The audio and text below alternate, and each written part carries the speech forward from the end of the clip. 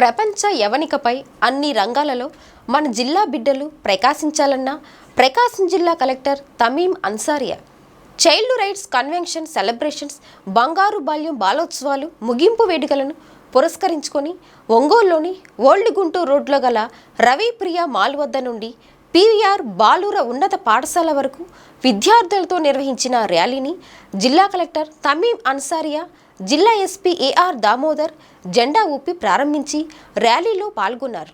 ఈ ర్యాలీలో వివిధ శాఖల జిల్లా అధికారులు, స్వయం సహాయక సంఘాల సభ్యులు, విద్యార్థులు తదితరులు పెద్ద ఎత్తున పాల్గొన్నారు.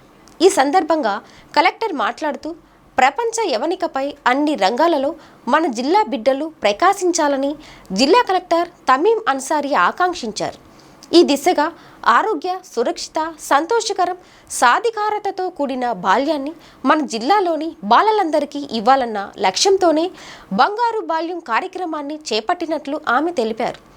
వారం రోజుల పాటు నిర్వహించిన బంగారు బాలోత్సవాల ముగింపు సందర్భంగా పీవీఆర్ బాలూర్ హైస్కూల్లో బుధవారం జరిగిన సభలో ప్రతి ఆడబిడ్డ కనీసం డిగ్రీ చదవాలన్నారు. జీవితంలో అత్యున్నత స్థాయికి వెళ్లాలని ఆకాంక్షించారు.